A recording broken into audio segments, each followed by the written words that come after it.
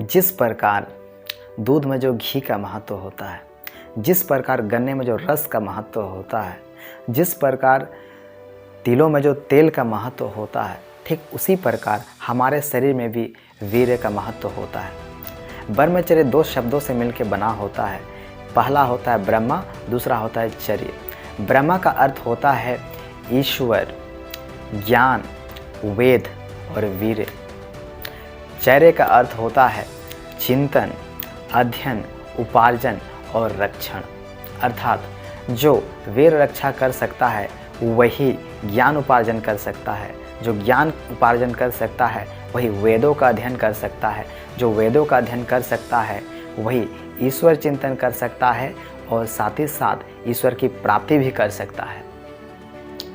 इस तरह हम देखते हैं ब्रह्मचर्य का अर्थ होता है कि वीर का रक्षा करते हुए, वेदों का अध्ययन करते हुए, ज्ञान की प्राप्ति करते हुए ईश्वर का चिंतन करना ही ब्रह्मचर्य का मुख्य उद्देश्य होता है।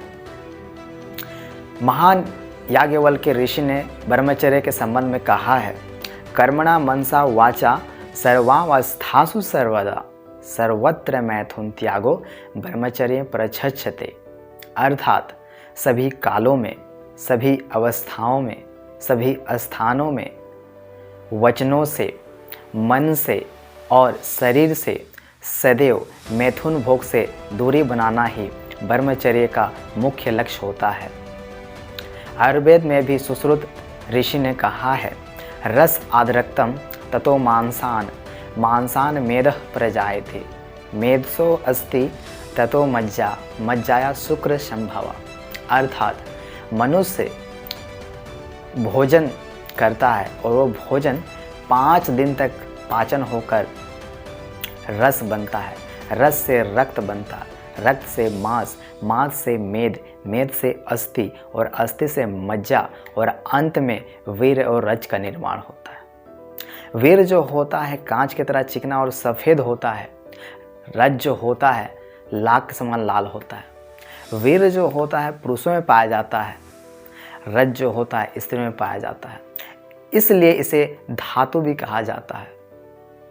इस तरह हम देखते हैं कि 5-5 दिन करके लगभग 35 दिन से भी ज़्यादा का समय लगता है और इस 35 दिनों के बाद सिर्फ और सिर्फ 700 ml ब्लड बनता है और उस 700 ml खून से सिर्फ और सिर्फ 20 ml वीर्य का निर्माण होता है और हम क्षणिक सुख की प्राप्ति के लिए इसे यूं ही हम विनाश कर देते हैं और इससे 20 ml की ज़्यादा की हानि होती है।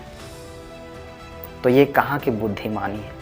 जब मैंने इस ज्ञान को पढ़ा, सीखा, समझा, जाना, मेरे पैरों तले जमीन खिसक गई और मैं संभल गया। अब आपकी पारी है, क्योंकि ब्रह्मचर्य ही जीवन है। आज हम देखते हैं चाहे सरकारी स्कूल हो चाहे प्राइवेट स्कूल हो, किसी भी विद्यालयों में आज ब्रह्मचर्य की शिक्षा नहीं दी जाती है, जिसकी वजह से आज विद्यार्थी अपने विद्यालय में प्रेमी और प्रेमिका का संबंध बनाते हैं। विद्यालय जो होता है विद्या का केंद्र होता है। माँ सरस्वती विराजती है और विद्यालय में सिर्फ और सिर्फ विद्या का ही मकसद होना चाहिए विद्यार्थियों के लिए। लेकिन प्रेमी और प्रेमिका, ये क्या संस्कृति है, यह क्या संस्कार है। आज हम देखते हैं विद्यालयों में, चाहे सरकारी विद्यालय हो चाहे निजी विद्यालय हो, किसी भी विद्यालय में ब्रह्मचर्य की शिक्षा नहीं दी जाती।